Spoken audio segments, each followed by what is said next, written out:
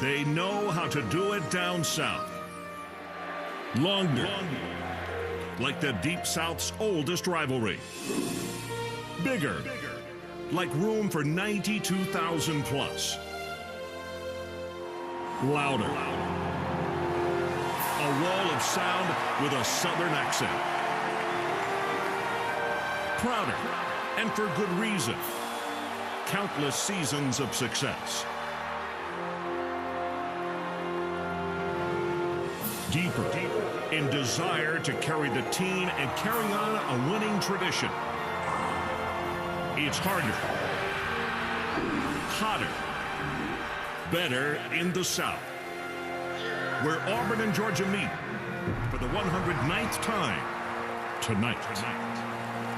Tonight, it's an SEC matchup as the 15th-ranked Auburn Tigers take on the 9th-ranked Georgia Bulldogs. ESPN Saturday Night College Football is broadcast in high definition and presented by Phillips. Hi, everybody. Ron Franklin along with Bob Davey and Holly Rowe, and we'll be visiting with Holly very shortly. Well, you can imagine the talk on this campus late this afternoon and tonight. Florida has fallen, which means Georgia, with a victory tonight, clinches a spot in the SEC championship game. And the other big talk, the return of injured quarterback DJ Shockley. Well, Ron, it's obvious DJ Shockley is the leader of this entire Georgia football team, and it starts in the huddle. His teammates really respect him, and they have great confidence in his ability to lead this offense. With DJ Shockley at quarterback, Georgia has the whole offensive package. He can run, and he has developed into an excellent passer. He is #1 in passing efficiency in the Southeastern Conference. Well, the preparation is here. They are waiting with great anticipation, and the Bulldogs are about to take the field as you see the captains coming out, led by DJ Shockley, and here are the Dogs.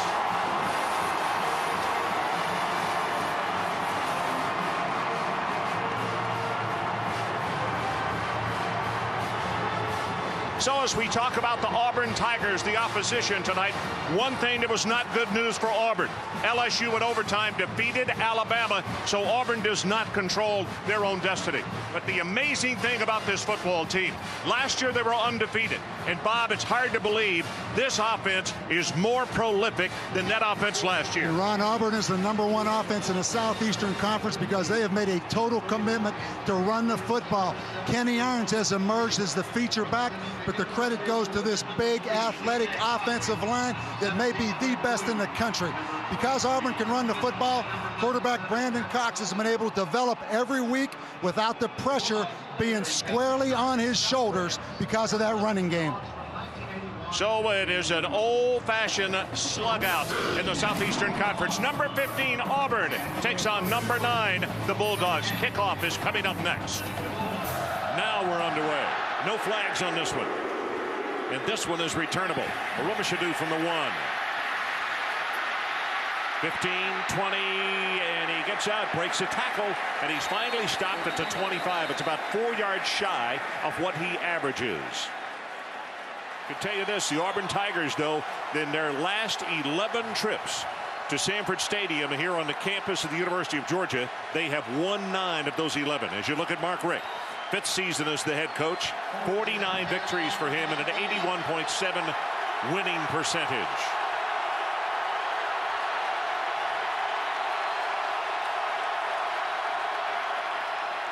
Short drop to throw, quick out, got it complete at the 10-yard line to Anthony Mix. He's going to be gang tackled, but it is a gain of 6 yards. Now let's take a look at our Garmin starting lineups. First of all, on offense for the Auburn Tigers, Devon Aromashadu. Little bit of a turf toe. They got to have him healthy tonight because on both returns, as you could see, and catching the ball, he is very, very dangerous. With the offensive line, this probably the most underrated or overlooked part of their team. Marcus McNeil, the leader of that group. That's a really fine offensive group.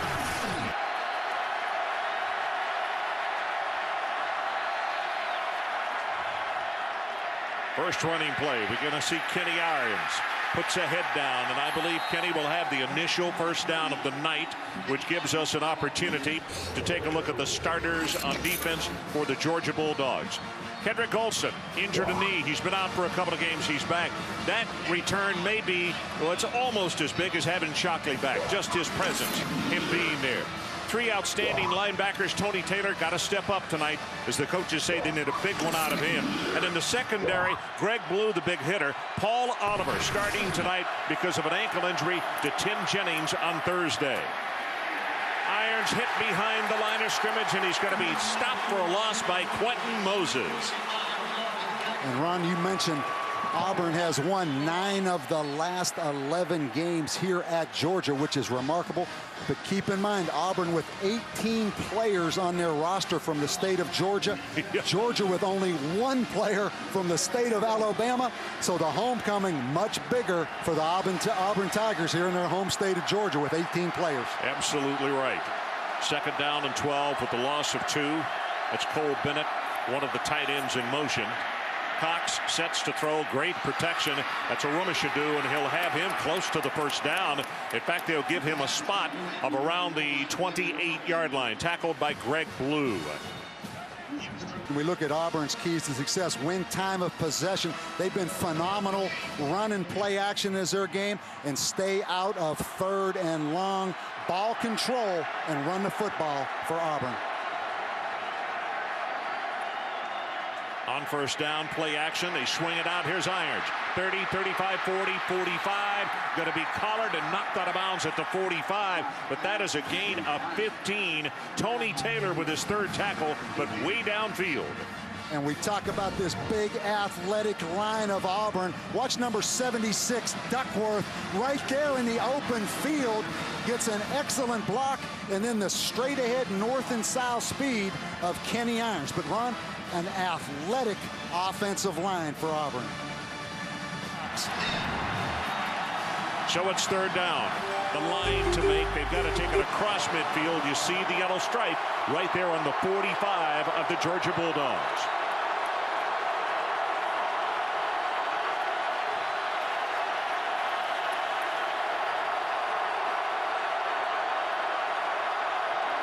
Mix in motion, straight in the pocket. Here comes the pressure. Middle screen, the ball is caught, 50-yard line, spinning around is Courtney Taylor, and he is going to be close to the first down.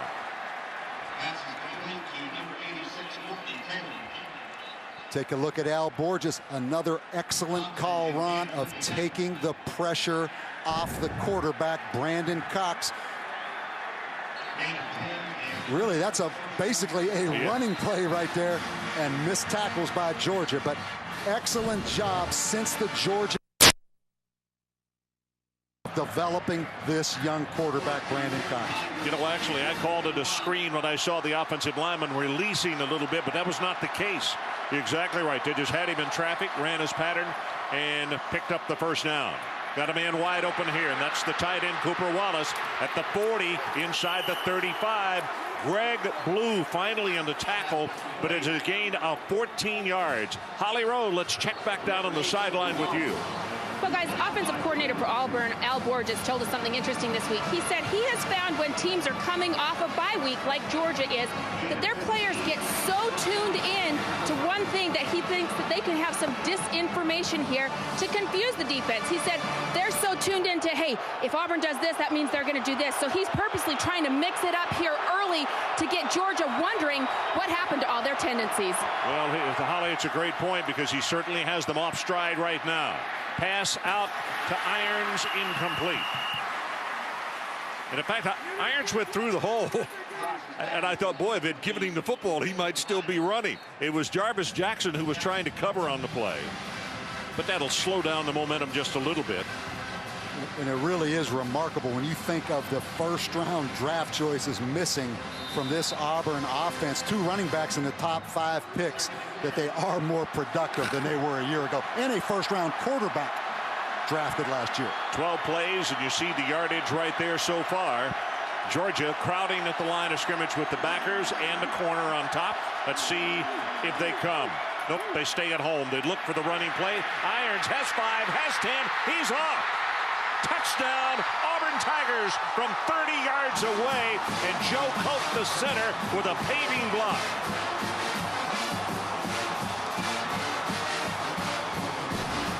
We said in the open, this may be the best offensive line in the country. And look at the effort right here by the undersized center, Joe Cope, staying on this double team block, and the north and south explosion by Kenny Irons. And Bobby, he actually got a second block. He released off the double team inside and went down and picked up someone in the secondary. Great hustle by Cope. John Vaughn with the extra point attempt. It's up, and it is good. Let's take a timeout. Whoa, Auburn takes the opening kickoff and marches strongly down the field. They have taken the lead 7-0. Auburn on top 7-0. Great effort by the center, Cope, Bob. You talk about little things win football games, and Joe Cope with great effort. First, you're going to see him on Kedrick Golston, the nose guard. Now Ronnie goes to the second level, and right here, he gets the block on Greg Blue to spring Kenny Irons. 90-yard drive by that offense. And Ron, I said it in the open, this may be the best offensive line in college football this year. You know, they're saying officially 92 yards on it, so that is the longest of the year, Bob Davey. 13 plays, 5 minutes and 15 seconds. Clark with a kickoff. And he's going to boot this one out of bounds, so Georgia will take it over at the 35-yard line, and you'll hear the roar from the crowd because number 3 is healthy again. Injured the knee against Arkansas and then missed Florida. And Ron, the most frequently asked question the last 3 weeks in the state of Georgia, how's the knee? You don't even have to say the name, just how's the knee? We're about to find out right now. Left knee injury in the Arkansas game. DJ Shockley back after the open date last week. You know, and make no mistake about it, he has not been quiet about the fact he does not like wearing a knee brace, but they were getting him one that was a little less heavy, and you see it on his left knee there. We'll see if he is encumbered when he, tucks the ball and runs. Going to keep it on the ground with Thomas Brown. Breaks it open, 5, 10, counted off at 17 yards. Will Herring finally makes the tackle. Here are the Garmin starting lineups for the Bulldogs of Georgia. The specialist, Leonard Pope, he's the go-to guy anytime they've got to have a situation. 6'7", 250. Not many folks stop him. The offensive line, Max Gene Gillis. Outstanding right guard at 6'4", 340 pounds. First throw, Shockley got it complete, and the man I was just talking about, Leonard Pope, the huge tight end, will go for 15 yards, and just like that, they are into Auburn territory and another first down. Third down, they need the 25. Shockley throws for the end zone. Kenneth Harris has it in and out of his hands and into one of the watering hoses that they use on the field. And a problem all season for Georgia has been inconsistent play by their wide receivers. Here you're going to see Kenneth Harris. Whoa. Excellent throw by DJ Shockley. On third down, Ron, Sean Bailey dropped a short completion. The Georgia receivers inconsistent all year. 49-yard attempt coming up by Brandon Coutu. Ball is down. He's got plenty of distance, and he's good. His longest in his career is 58 yards against Louisiana Monroe. That one, 49. Let's take a timeout. 7-3, our new score. We'll be right back. Well, we get to meet a lot of different people on the road. The guy driving the truck is Big Dog, and this is his bevy of dogs. Mike Wood driving right there. Followed us into the parking lot at the hotel last night, and Bob and I got out and stood around and petted bulldogs for about half an hour. Well, I learned something interesting. Big Dog told me they're actually trying to breed size back into these bulldogs, Ron, because we've actually bred them down. Because in the United States, everybody wants lap dogs. Yeah. So they're trying to get some size back into these bulldogs in this country right now. And the people here in Georgia don't want Uga to be a lap dog. Aromashadu on the return. 15, 20, that's excellent coverage. Whoa. He gets pounded out of bounds by Greg Blue on the special teams after a return of about 23. You know, and I also understand what you're saying. One of the things that has helped the maturation of Brandon Cox is getting that running game going. Here's Irons again, this time hit at the line of scrimmage. Quentin Moses again with penetration, stopping a play either for a loss or behind or at the line of scrimmage. Quentin, a junior out of Athens, played at Cedar Shoals, 6'5", 248, a junior. And this Georgia defense, particularly the front seven, a lot of injuries. They're probably as healthy right now as they've been all season. Crowd comes to their feet. It is third down. Auburn needs the 47 to keep this drive going.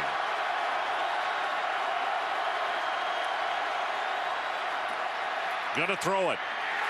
Intercepted at the 50-yard line. Paul Oliver, the young man who is substituting for Tim Jennings tonight, who was an injured ankle, comes up with an interception. How big is that?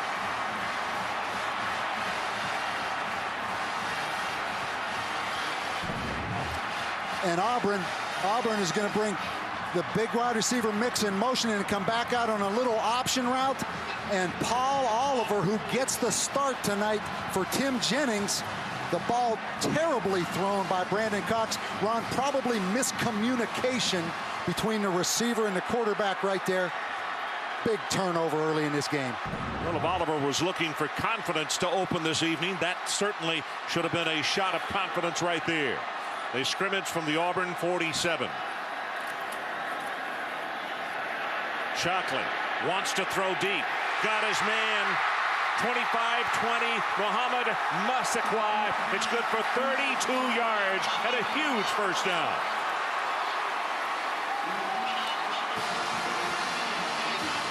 Excellent play call. They fake the reverse. DJ Shockley right here fakes the reverse, and they get Muhammad Massaquoi on the crossing route. And this has become the go-to receiver for this young Georgia wide receiver core. But excellent play call, Ron. When we saw them early in the year, the coaches raved about him and said he is a player with a huge amount of topside. He showed just now why he is becoming the go-to guy. Pass over the middle, caught at the end zone line, and gathered in at the one is Leonard Pope. And that's the unstoppable one we talked about on the starting lineups at 6'7", 250 pounds. And Ron, I think DJ Shockley's knee is okay. Watch the big 6'8" tight end right here. He's all of 6'8" to catch that, and then the hand-eye focus and control to be able to take that football in. That is a 6'8", 250-pound tight end on that catch. First down and goal from about a yard and a half away. Leaping at the line of scrimmage. There's nothing there for Danny Ware. Well, the linebackers were right there. They were leaping at the same time, led by Antarius Williams, the junior out of Columbus, Georgia.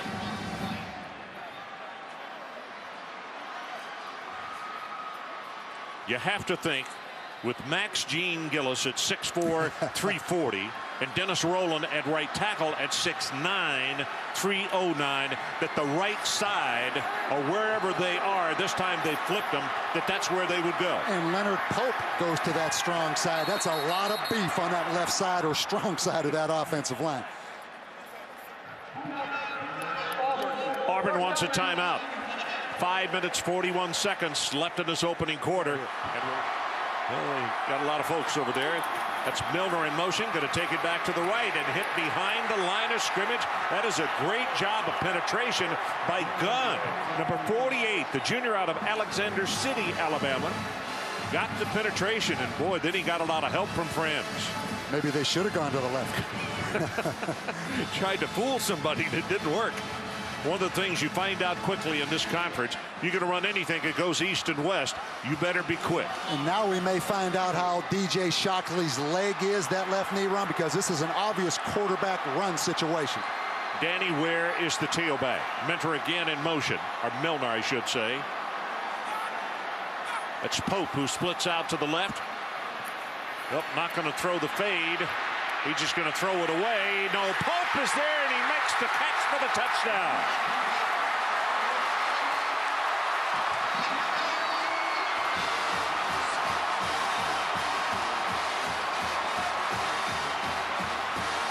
And everybody around Georgia football wanted to know, where's Leonard Pope?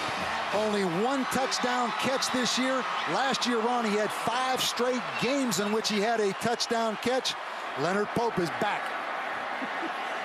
More for the world, it looks as though he was just going to throw that one away. And big Leonard went in up and gathered the touchdown. 10-7, Georgia goes on top. The 2 with the extra point as you take one more look at Pope. All 6-7 of me. Welcome back between the hedges. Auburn, Georgia. Number 15 in town to take on number 9. Look at this scoring drive. 5 plays, 47 yards. 2 minutes and 26 seconds. He's 3 of 3 for 50 yards. Speaking of Mr. Shockley, I don't think there should be any questions about his knee. Do you, Bob? Here's the kick. Aromashadu from the 1-yard line. Got a wedge right in front of him. Cuts it up into the middle. And will bring it back to around the 26-yard line. Tackled by Jarvis Jackson. Well, let's go. So let's take a timeout. It's the end of the first quarter. Georgia 10, Auburn 7. Back for the second period after this. Fast-paced first half by both offenses. Defenses are settling things down just a little bit until this play, because here goes Irons. Breaking it at the 50. Check it, it's Brad Lester, his counterpart, who shows that he can break it away, and that's good for 30 yards. Brad Lester out of Lilburn.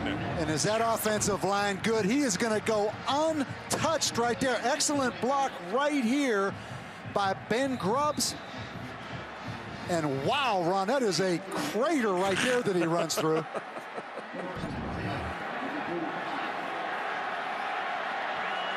So Irons and Lester, what a dynamic duo this could turn into very quickly. Hit behind the line of scrimmage, breaks away. Going to have 3 yards in the play. And these 2 young men at this rate right now, they're going to have people in Auburn, Georgia saying Ronnie who and Cadillac who in a short period of time. And the coaches say Brad Lester is the most explosive back. Started against Arkansas, pulled his groin. Don't get hurt, Brad Lester, because well, look at the average. Kenny Irons will be in the game. Almost 7 yards a carry.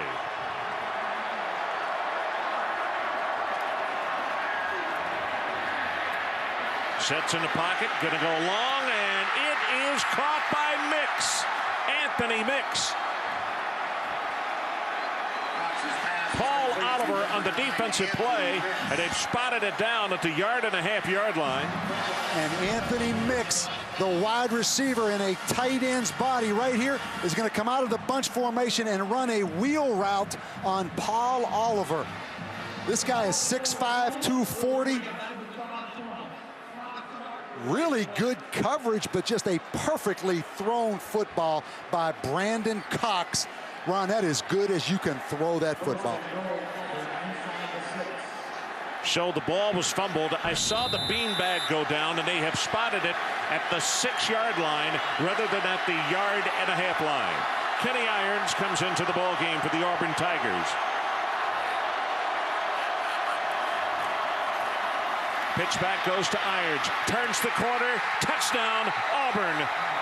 Slaughter, the fullback, with a paving block.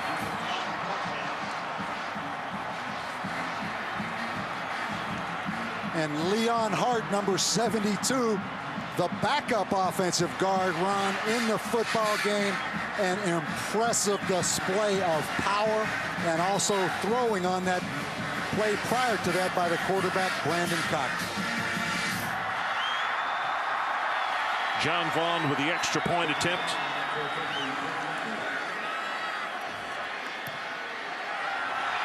Kick is up, and it is good. So let's take a timeout. 6:18 left until halftime, and Auburn has retaken the lead by 4. So Auburn has jumped back on top, 14-10. We have 6:18 left to play until halftime. Boy, how about these running backs for Auburn? 4 plays, 75 yards, 1 minute and 35 seconds. Lester 2 rushes for 34. Going to be taken at the 6 by Browning. Tyson Browning cuts it back to the middle, tackled at the 28. So Danny Ware is in the ball game at tailback, number 28. Nice job of turning his body, and there's Big Pope. The tight end going to ramble for about 22 yards on the play. Jonathan Wilhite will make the tackle. And he is fun to watch. He blocks at the line of scrimmage, releases in the flat. 6'7", 260 pounds, and a good idea right there by Wilhite to go down and try to chop him right here rather than to take him high. That's the smartest play made tonight, probably. Ware gets the pitch back. They'll take it back into the boundary, and he'll be tackled after a gain of about 3 yards. I'll tell you what, David Green must have been a heck of a player to start 52 straight games ahead of DJ Shockley here at Georgia. Well, for starters, he was. But Pussified DJ was unfortunate. Had a couple of injuries that sidelined him as well. Sets in the pocket, drills this one. Incomplete. Massaquoi could not hold on at the 1-yard line. Montavious Fitz was covering, but if he can hold on, that's a touch. And Muhammad Massaquoi right here on a little inside route. Wow. Hard to see right there. Looks like maybe Montavious Fitz-Ron did get a hand on that football.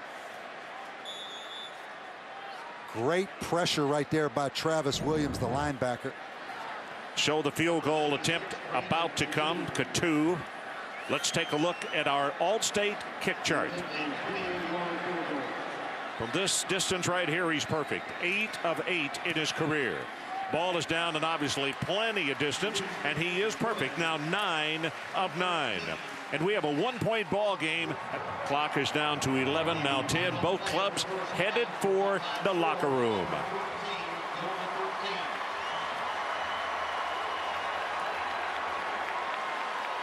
So our halftime score, Auburn 14 and Georgia 13. Now let's join Chris Fowler in Tuscaloosa for the Pontiac Performance halftime report.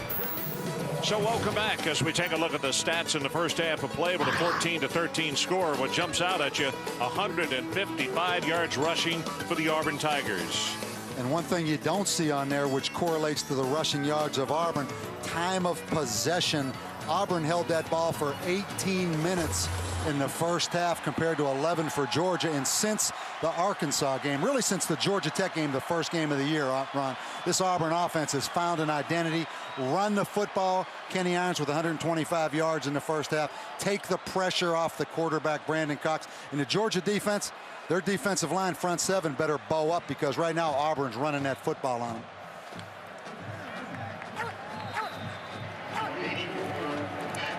So Uga says, let's get it on. I'll tell you what, we were here in early September when it was hot. I never saw Uga up off the ground, off that bag of ice the whole night. So obviously it's a comfortable night down there on the field. Here's Clark with the kickoff. Obviously not returnable. Holly Rowe, let's check with you. Well, guys, catching up with both coaches at halftime, Mark Richt said he's very concerned about their run fits. He said, we really have no excuses. We just had some bad guys, 2 guys in 1 gap on that running game in the first half, and Auburn really gashed us. He said they've got to get that straightened out for the second. Now for Auburn, Tommy Tuberville has said they've got to do a better job on their offensive line getting a push. He said, we're getting pushed around up there, not creating enough of a pocket for Brandon Cox. So look for them to control that a little better here in the second half. Okay, Holly. Or some impressive numbers on Tuberville when leading the last 2 seasons at halftime. And if that running total goes up, you start getting around 200 yards on the ground, you're very hard to beat. I don't care who you are. Here comes the blitz. Shockley gets away from 1, gets away from 2, and he's off. Finally stopped. That's a gain of 25 yards by Shockley. David Irons finally made the tackle.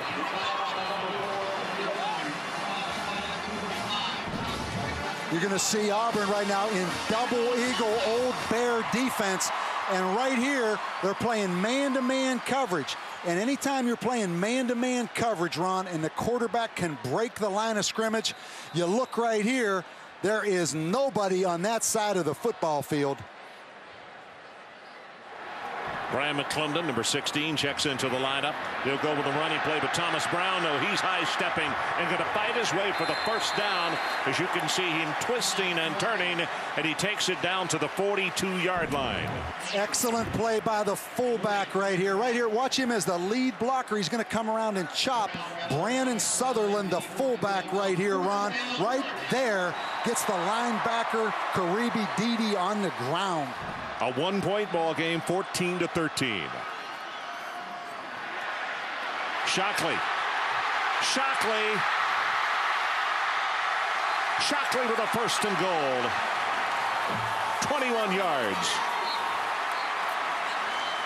He may be the only guy I've seen who's faster with the knee brace on than with the knee brace off.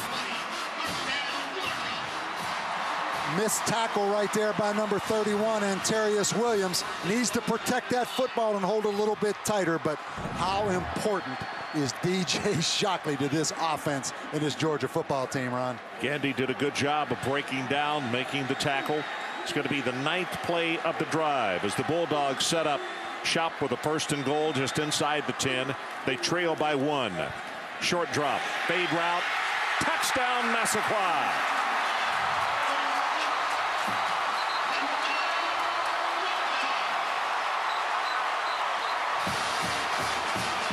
And you see why Muhammad Massaquoi has become the guy for Georgia at receiver. Ron, he's only dropped 1 pass all year. Excellent throw, though, by DJ Shockley, putting that football where only Muhammad Massaquoi could make the play and not David Irons, the quarterback. How about that drive? Boy, I'm telling you, you talk about impressive. Extra point attempt. Katu knocks it home. 10:45 left in the third quarter. New score, Bulldogs 20, Tigers 14. We will be right back. There is the touchdown that puts them back on top. What a tremendous atmosphere. This is the first Auburn, Georgia game I've had the opportunity to do, and this is a great, great atmosphere here tonight in a well-played football game. The drive, 9 plays, 80 yards, 4 minutes and 15 seconds. Shockley, 2 carries, 46 yards. Aromashadu is the man you were just looking at. He's not going to have a chance to return this one. It's 5 yards deep. Now our Dr. Pepper SEC update. Georgia, and in case you missed what happened earlier today, the old ball coach, now at South Carolina, knocked off his former team and his alma mater in Florida, which means Georgia can clinch tonight a December 3rd trip to Atlanta and the SEC championship. Alabama was beaten, knocked off by LSU, so Auburn does not control their own destiny right now, because you remember, you saw it on ESPN, Auburn lost in overtime, head-to-head competition with LSU. So any tie with LSU is not good for the Auburn Tigers. Here comes Irons. Breaks 1 tackle, going to take it across the 25 to the 26. Jarvis Jackson there defensively. You talk about South Carolina beating Florida. I think Steve Spurrier would like to have Kenny Irons in that backfield. Keep in mind, Kenny Irons transferred from South Carolina. But Ron, how does Georgia stop the run here in the second half? No doubt you better look for Greg Blue, the big safety, coming down in that box, because Auburn is controlling the running game. 131 yards on 20 rushes. An average of 6.6 per try and 2 touchdowns. Crowd coming to life on 2nd down and 4. Here's Irons. Nothing left. Still nothing to the right, so he put his head down. He's going to have the first down. Verdun Wheeler on the stop along with Greg Blue. And how about the run Kenny Irons had? 184 yards against Arkansas, 218 against LSU, 102 against Ole Miss, and 107 in the first half last week against Kentucky. I love how hard this guy runs, and I go back to being hungry, staying ahead of that pack of Brad Lester, the other tailback. Obamano in motion to the top of your screen. They fake the counter. Pass is thrown complete to the fullback, Slaughter. Well, wow. That is quite a whodunit. Second down and 3. Irons hit behind the line of scrimmage. That's Tony Taylor. Tony's had an outstanding game tonight. And Tony Taylor missed 2 games with an elbow injury. Last year he missed all year with an ACL injury. And watch him close the gap right here. And an excellent tackle. Keep in mind, in college football, they don't have that rule like they do in the NFL. In the NFL, that would have been a penalty, grabbing him by the back of the collar right there. 9 tackles, 5 solo. That's a season high for him. And his coaches said this week, he's got to step up, got to have a big game. And so far, he has done just that. Short drop, nothing to the right, throws back to the left. Pass incomplete. That's Anthony Mix, who couldn't hold on. Paul Oliver was covering. Holly Rowe will check with you on the sideline. Well, guys, they have taken a blow on the defensive line for Georgia. Kedrick Golston will not be able to continue. Now, the coaches call him the quarterback of their defense. He had an ankle injury to the left ankle. He taped it up, got in a 3-point stand, and tried to go in the first half, but no go. He is out for the rest of the game. They'll sorely miss him up front, although that time, forcing a 3-and-out, they look pretty good. Okay, Holly, down on the sideline, he was talking with a teammate as you were giving us the story, and I don't know if he's going to try to come back in or not. Line drive kick right here. Flowers is going to be stopped just short of the 30. Ball is loose. Beanbag is down. Auburn says they have it, and the officials yes, sir. Auburn Tiger football. Dede recovers the football. And first of all, a line drive punt. You see the ball clearly out right there as Flowers coughs it up. And Karibi Dede, the linebacker, Ron, the ball looks like it's stripped out of there. Hard to see what number that was, but clearly a fumble, and great field position right now for Auburn after Georgia forced the 3-and-out. So Georgia leads at the 8.5-minute mark, 20-14. But a big break for the Auburn Tigers. Let's see if they can take advantage of it. Now from the Georgia 30-yard line. Obamano, 20, 15, 10, 5, touchdown Auburn. Cooper Wallace, the tight end, through the paving block, 30 yards.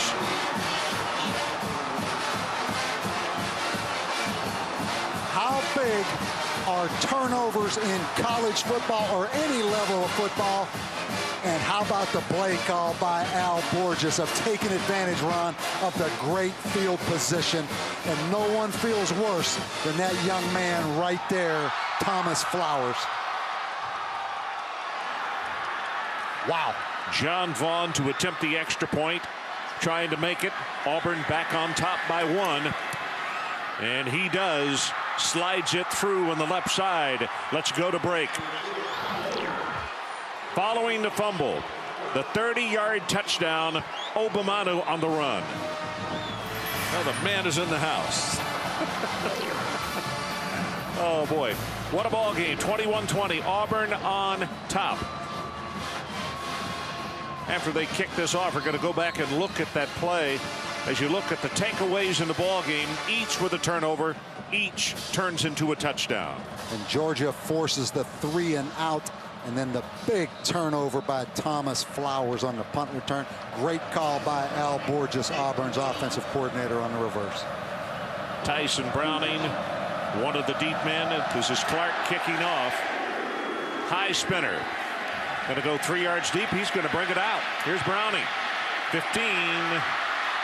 He'll take it out to the 25. How about the score, Bob? Well, I'm going to show you 3 things on this. First, the block right here by Cooper Wallace, the tight end, comes around on the reverse. The second thing, the reverse by Ben Obamano. And then the third thing, keep your eye on the defensive end right here, Will Thompson, who gets sucked in by the play fake to Irons.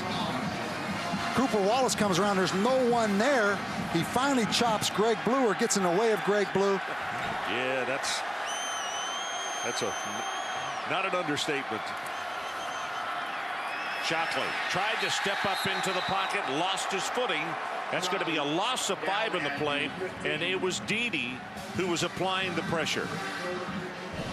Again, they jump in the double eagle or old Buddy Ryan bear defense. They have man-to-man coverage. DJ slips, stepping up in that pocket right there. That is going to be the final play of the third quarter, and we head to the final 15 in quite a shootout. Auburn at 21, Georgia 20. I'm Ron Franklin along with Bob Davie and Holly Rowe from Athens, Georgia, and the scoring by quarters: 10-3-7 for the Bulldogs, 7-7-7 for the Auburn Tigers. Huggett took it to the house. Might have gotten a little cool. Yeah. He's got on the 3/4 length sleeves there. He probably should have to go to long sleeve. I guess they had that. Shockley with the play action, going to reverse it. Gets the shoulders turn and throws it complete to McClendon, and then knocked out of bounds, and a flag right here on the sideline.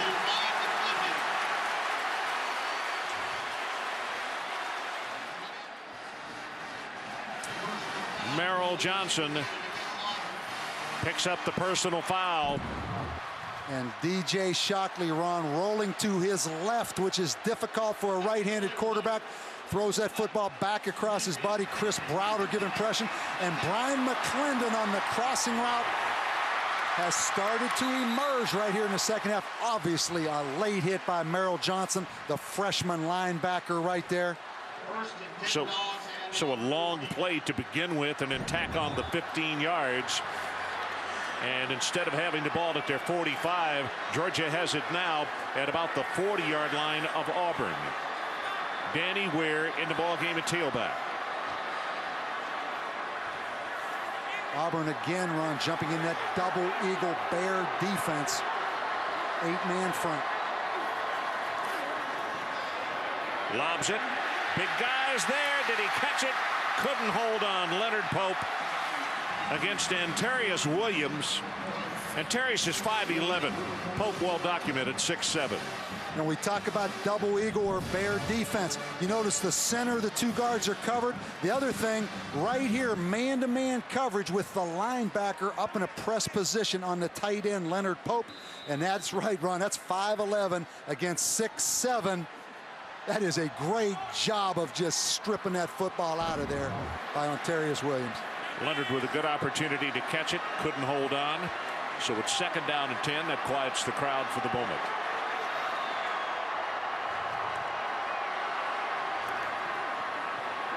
Shockley, great protection, lobs it over the middle, got it to his running back Danny Ware, still on his feet inside the 20 as they try to wrestle the ball away. And the man I'm talking about is Will Harry, but that is good for 21 yards. And that time Auburn in man-to-man coverage. We're going to look at the protection first. Excellent job right there by the Auburn offensive line. Ron, they're in man-to-man coverage, and they turned the tailback Danny Ware loose.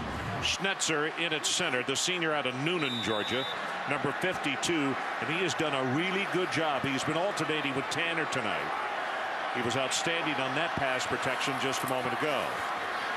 Pressure, gets the pass away. That one is caught by Leonard Pope, and he is shoved out of bounds at the 13 by Karibi Dede. How tough is the matchup for the Auburn linebackers on Leonard Pope? They're up there playing a lot of man-to-man coverage, trying to jam him at the line of scrimmage. 15 of 27, 222 yards, 2 touchdowns. 6th game, over 200 yards this season. Thomas Brown back in the ball game at tailback.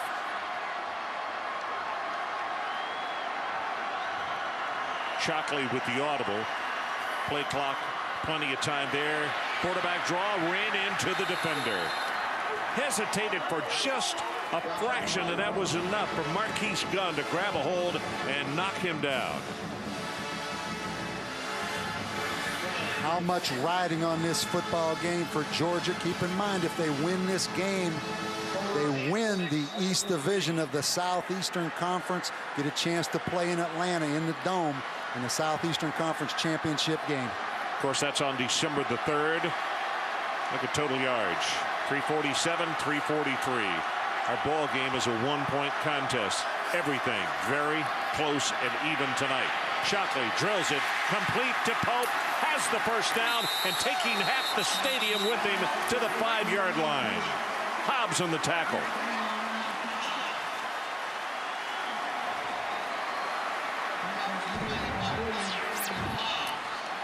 Again, the emergence of the tight end, Leonard Pope.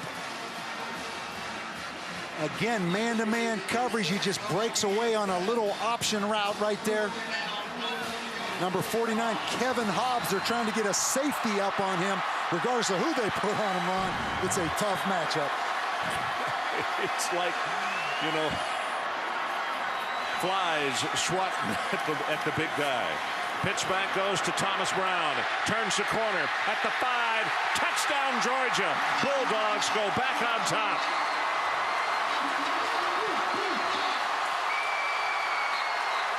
That brought our guy out of the house.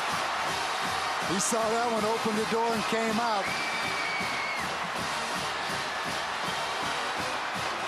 Obviously a 2-point situation right here for Georgia with the 5-point lead. And one of the things, Ron, having an open date as Georgia did last week, you have a lot of time to work on special situations like these 2-point plays. So this will probably be a play that Auburn has not seen before. Martrez Milner, the additional tight end, comes out of the ball game. They will go with 2 tailbacks. Thomas Brown, number 20, and Danny Ware, number 28. And that 25-second clock is ticked down to 10. Not a bad time to call timeout right here if you're Georgia. Gonna have to hurry. Down to 3. Down to 2. He doesn't see it. They just got a delay of game penalty. Wow.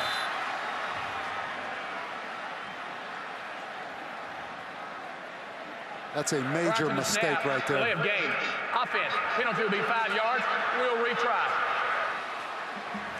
And Ron, I think the 2-point conversion rate from the 3-yard line is about 40% success rate. When you get back to the 8-yard line, it goes to about a 10% percentage rate of success. So they're going to kick the extra point. That was a major mistake right there for Georgia, by Georgia not calling timeout.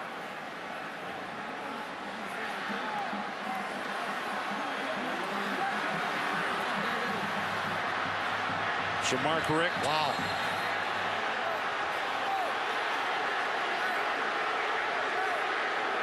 Milner called a timeout. It has got another delay of game penalty.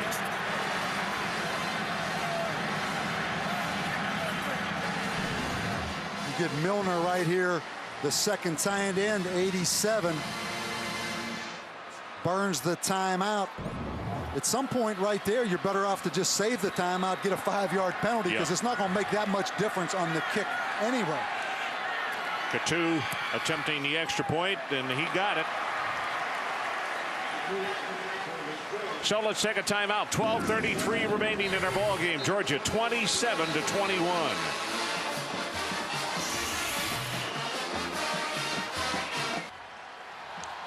Well, here's the BCS standings brought to you by Allstate. SC and Texas winning huge today.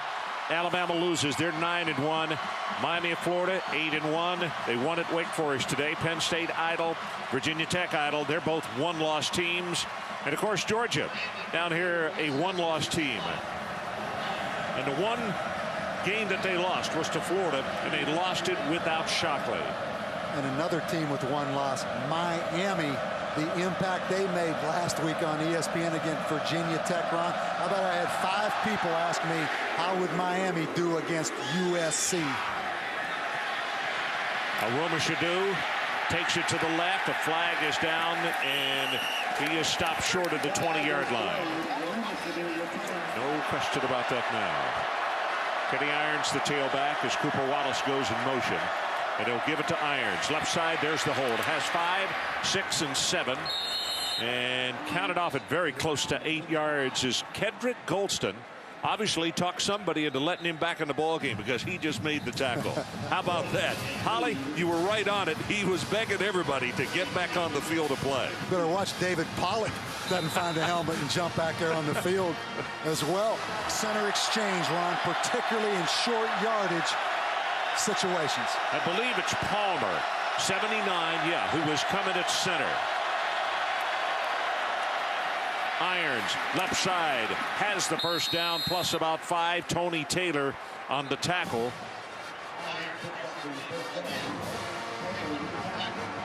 And Ron, I do believe it was Palmer, the offensive tackle, that played some center against Kentucky, not Troy Riddick, as we look at Joe Cope over on the sideline. But big first down right there, particularly with the new center in the game. Big Jonathan Palmer, who you just got to look at, number 79, a junior out of Decatur. He is an electrical engineering major. Cox looking, still looking, going to go long. Far sideline, caught by Aromashadu and tackled by Greg Blue. 53 yards. And Greg Blue is a run defender. And right here, they bring the corner fire, and they get Aromashadu matched up on Greg Blue, the big safety, and really a poor job of the safety looking back and playing the football run. But keep in mind, that's not a corner who's normally in that position. Boy, great effort again by Kenny Irons, and Demario Minter right there knocks that ball out. You're going to see Big Swain coming in there at about 350 pounds. So a costly turnover after what had been a costly delay of game against Georgia when they were going to try for a 2-point conversion. Tanner comes back in the ball game at center, number 50. And it's Thomas Brown at tailback.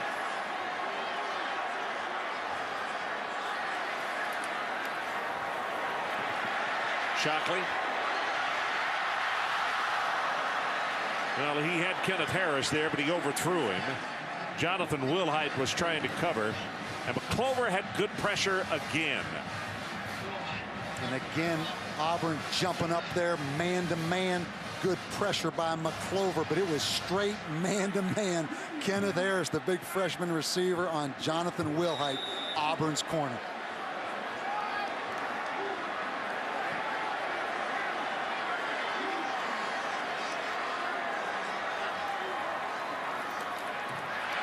Pressure again. Gets this one out to the fullback. Sutherland. Ball is on the turf, and it is picked up by Aditi. Didi. Touchdown. Auburn Tigers.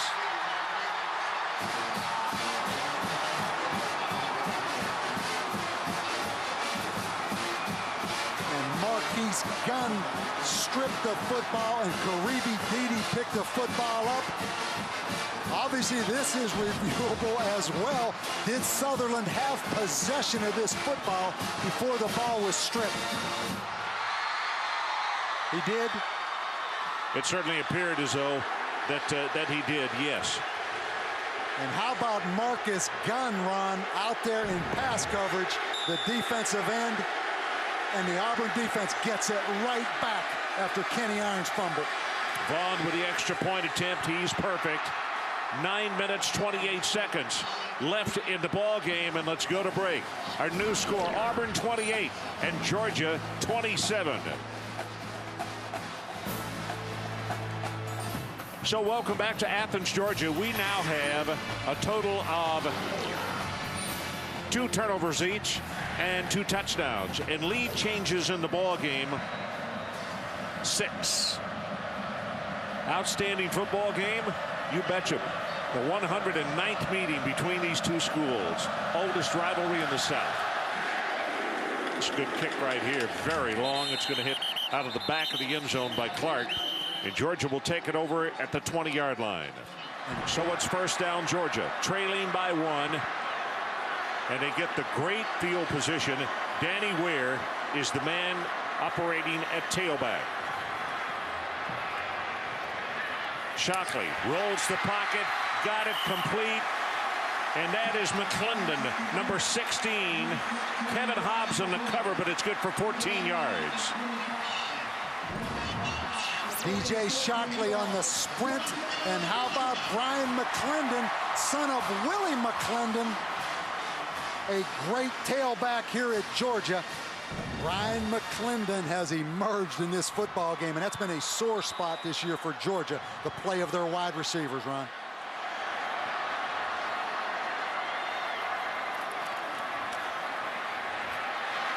Got single coverage. McClendon overthrew it. So here's the punt. And keep an eye on number 27.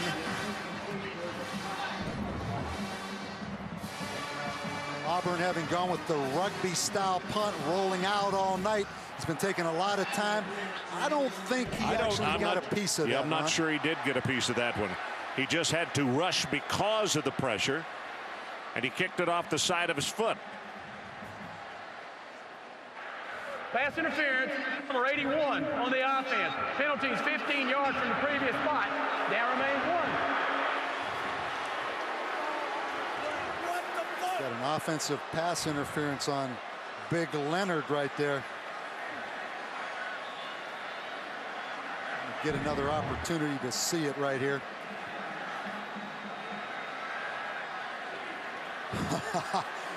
I don't think so. Oh my. I don't think so. Matched up on Will Herring, the safety. I mean, that's a reach right there, calling that. That's a bad call, Ron, in that situation.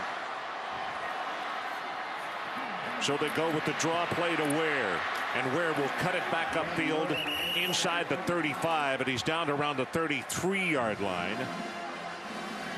Ron, that was a huge call, that offensive pass interference, because obviously it affects field goal position. We'll take a look at it again. You see Will Herring up there. Keep in mind, this is going to be offensive pass interference. Was anything as defensive holding as well? I mean, that's a no call. That's a no call. That is a no call. I mean, Herring was doing what he should do, and that's grab a piece of the jersey if you can, unbeknownst to the officials. Pope and Milner in a 2 tight end alignment. Thomas Brown now is the man at the top of the eye, and they'll give it to him off the right side. Turns it up, finds a bit of daylight, and he takes it back to the original line of scrimmage, and it's going to be 3rd down and 10. Irons on the stop. You said it. It just took the offensive pass interference penalty away, and they're right back where they started, which really impacts thinking one play ahead, field goal position.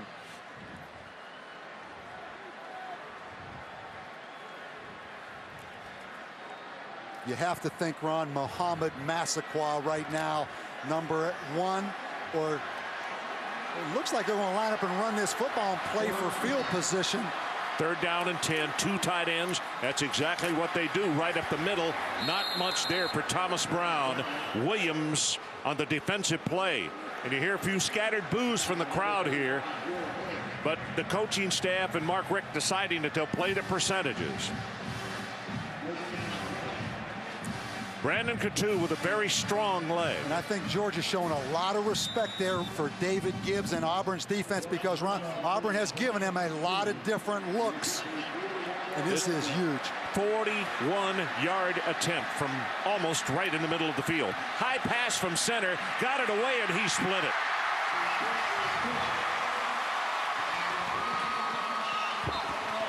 Lee Jackson, give him credit. Lee Jackson handled a very bad pass from center, got it down, and the kick is good. Watch this. And tremendous job. And how about Brandon Coutu? During the off week, Georgia coach Mark Richt informed him he would be put on scholarship starting in January. That's coming off his 2 misses against Florida. You talk about great coaching. Bring that guy in, Ron, after he misses 2 field goals in the Florida game. Put him on scholarship, and Coutu is paying dividends right now on that investment. So 3 minutes and 25 seconds left in our ball game, and in what has been a seesaw affair, 7 lead changes now. Georgia 30 and Auburn 28. So, Bob, the thing that you have to guard against is what Al Borges and the Auburn Tigers have been able to do all night, and that is to take the football and advance it as well as anything, just rushing the football. And think about John Vaughn now, Auburn's place kicker, number 37, 1 for 5 against LSU. But this guy would love to have an opportunity to win this football game tonight. And it may very well, Ron, come down to John Vaughn.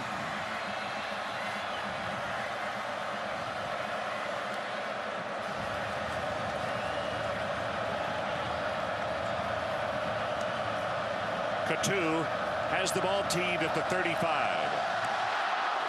Very long boot. 5 yards deep. Trey Smith says we'll take it at the 20. And that scholarship he's been given has added some distance to those kickoffs as well. He's about ready to kick the thing out of the stadium. Yeah, he has been extremely good tonight. And if you're Georgia right now, aren't you glad that South Carolina beat Florida? You're ahead, but you still have some margin for error, Ron, because this is a 2-point game. It's going to come down to the wire. Kenny Irons again at tailback. Irons has got 173 yards on 32 carries. They fake it to him. They throw the pass. Obamano on the receiving end of that one, and it's about 8.5 yards on the completion. And that's a cool customer right there. I'm talking about Brandon Cox. Really is remarkable, Ron, how far he's come. And he has been in this situation before. Think back to Baton Rouge when they went into overtime with LSU. This is one cool guy for a young quarterback. Golston back in the ball game. Kedrick wanted to play, and they finally said, okay, get in there. Here comes the run. Irons breaks one tackle, then good heavens, he gets sent back the other direction. You talk about some leather exchanging here, and Greg Blue, who is called the big hitter on this team. And you didn't even have to see who it was. Watch Greg Blue. He is an explosive, basically a linebacker playing back there at safety. 6'2", 214 pounds. 1st and 10, Auburn. Clock now under 3 minutes to play. Cox running out of harm's way. Here comes more pressure. It just throws this one away. Charles Johnson, number 99, was the guy coming with the pressure. And everybody in this stadium, Ron, held their breath because Greg Blue came in a little bit late and put a lick on the wide receiver over there on the sidelines. Tell you what, Johnson is gaining on him right there. Right there. I think an excellent no call, though, right there. Let him play this thing out.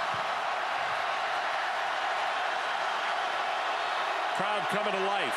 And the crowd meter up on the scoreboard is showing between 100 and 102. 108's the loudest they can get.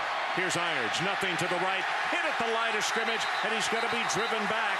And that's Gerald Anderson, the 315-pound senior. That's all of 315 pounds right there. But how about this atmosphere, Ron? It's about as good as it gets. Georgia right now playing for the East Division Championship of the Southeastern Conference. About 90,000 people going crazy, and it's 3rd and long.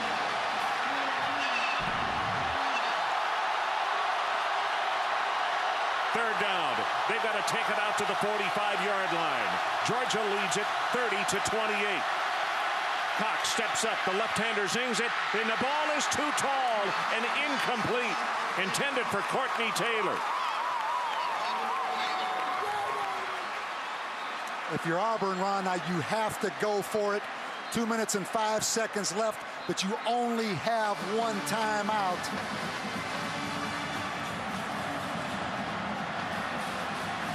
In this place right now, you talk about the 12th man. It's right here in this stadium right now. Southeastern Conference East Division on the line right here, Ron. 2 minutes and 5 seconds showing on the game clock.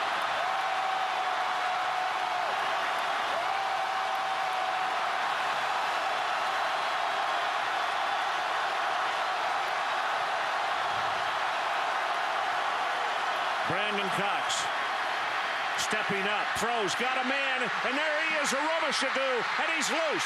25, 20, 15, 10, 5. Touchdown, Auburn. Are you kidding me? Tremendous play by Paul Oliver late to punch that football out. 65 yards. Let's look at Aromashadu right here. Watch Paul Oliver strip it out. Now, does Auburn get possession of this football? Yes, they did. Courtney Taylor, the senior wide receiver. That is a touchdown, and that was a 4th and 10 conversion right there, Ron. Obviously, this is all reviewable. But it looked clearly to me that Paul Oliver punched the football out, but that Courtney Taylor recovered that football in the end zone for an Auburn touchdown.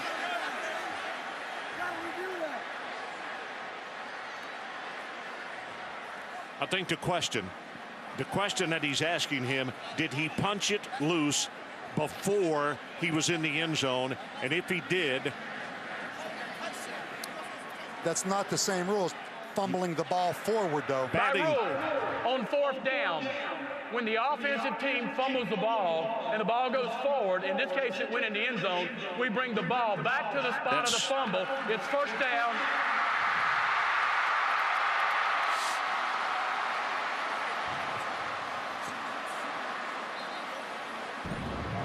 Let's take another look at it. Obviously, you cannot fumble the football forward. He lost it at around the 3-yard line. Courtney Taylor made the reception. You can't give him a touchdown, but it is good for 62 yards. And now Auburn will have it 3 yards away. And a fumble is a fumble, whether the ball is fumbled or obviously the ball caused to be fumbled, as in the case of Paul Oliver punching that football. Auburn still with 1 timeout, Ron. Clock runs, 1:45 seconds. Pitch back goes to Irons. Tries to turn the corner, and he is knocked down hard by Charles Johnson.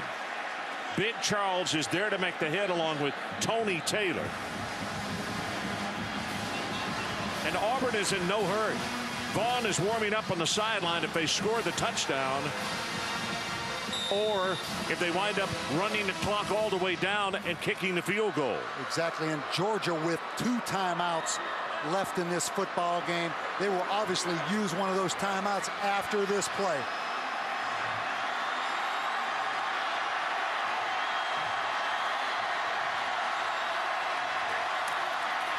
Irons hit behind the line of scrimmage. Gerald Anderson this time. And you see Georgia signaling for a timeout. And they'll call it at 51 seconds showing on the clock. And Ron, I believe, yeah, that is Georgia's last timeout right there.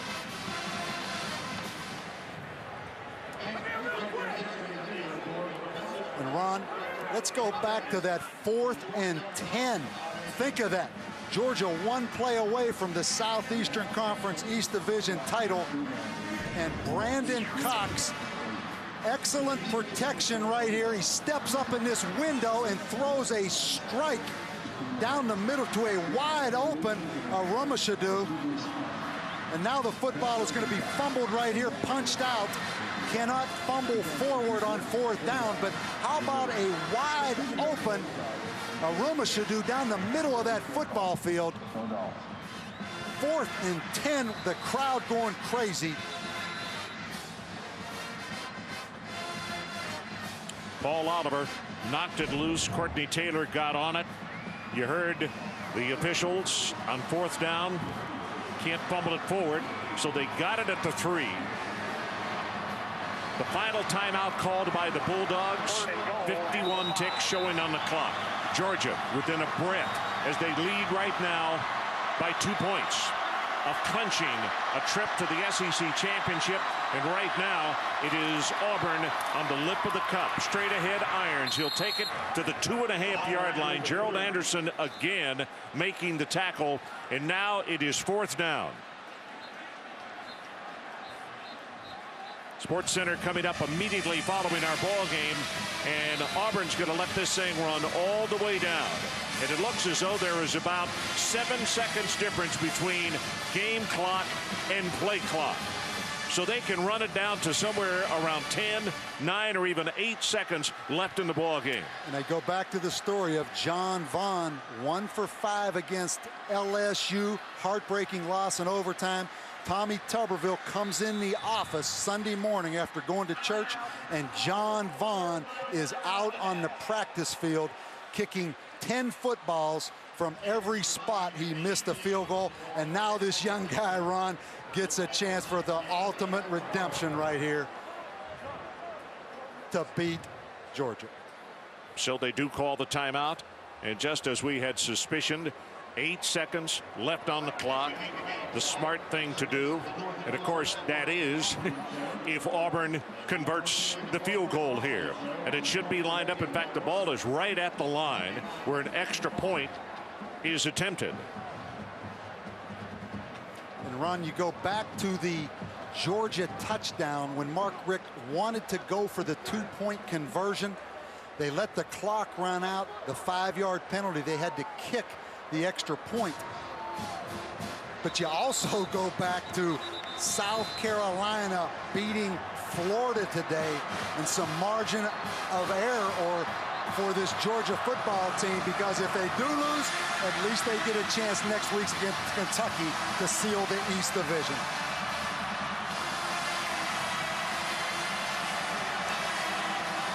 Career from 20 to 29. Vaughn is 15 of 17. You see, he's right in the middle of the field. And the operation, the snapper, the holder, to put yourself in the helmet right now and pretend you're John Vaughn. How about the pressure, even though it's basically an extra point? Here comes the extra point, what it looks like, but it's the field goal and it's the win. It would appear it is the win. We still got 6 seconds left on the clock, but the Auburn Tigers go back on top, and a flag is down. Marcus Brown, personal foul called on him. Roughing the kicker. And that penalty will be applied on the kickoff. We're going to see roughing the kicker right here. Right there. Wow. And how about Auburn and Tommy Tuberville, Ron, coming into this stadium? But how about 4th and 10? And Brandon Cox, the first-year starter, steps up. 62-yard play. Unbelievable. And I'll tell you what, it's gone from as good as it can get to as bad as it can get in this stadium on one play.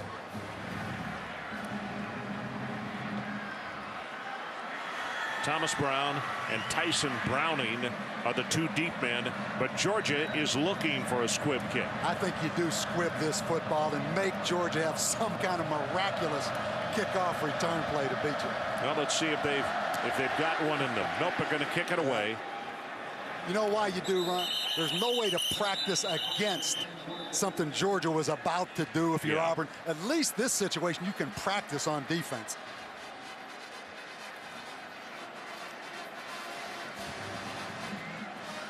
Well, a good look at center Joe Cope, who was injured, had to go out of the ball game. Jonathan Palmer came in, did a very nice job replacing him. But Aromashadu, as we said, even in the starting lineups tonight, he has become such a big play guy on both kick returns and also as a wide receiver. A really dangerous guy. And you see the deep positioning of the secondary of the Auburn Tigers. They'll let him throw it underneath, but nothing long. Shockley. Clock is run out. Still looking. Drills it. Has it complete. Massaquoi, and this one is over. The Auburn Tigers have just won again here at Sanford Stadium in Athens, Georgia. This time by 1 point. 31-30. And that look on that young lady's face really just about says it all. The great thing, though, for Georgia, if they can beat Kentucky, They will represent the East in the Southeastern Conference Championship. And South Carolina still alive, Ron, in the East race. Let's go down the sideline. Holly Rowe is with Coach Tuberville. Holly. Coach, after everything that happened at LSU, what was going through your mind on that last kick from John Vaughn? Well, you know, we try to think positive, but when what happened last few weeks ago, you know, you felt for the kid, but he made up for it tonight. Also, it's 4th and 10. You go for it, and Brandon Cox with the strike. How did your young quarterback perform under this pressure? Well, you know, fortunately for us, they didn't try to pressure him. They tried to play zone. When you play zone, you know, he kind of picked it apart. You know, we got a guy open. You know, it's a fun game. Both teams play good. Georgia's a good football team. We played good tonight. Why is it that the visiting team seems to have the edge in this rivalry? I don't know, but maybe we can come back again next year. They won't come to our place. All right, congratulations, Coach. Thanks. Okay. Thanks very much, Holly. Final score, Auburn 31 and Georgia 30. Now for Bob Davie, Holly Rowe, and our entire crew, I'm Ron Franklin. Good night, everybody, from Athens, Georgia, as the Tigers of Auburn have come from behind and won a really close one. Good night, everybody.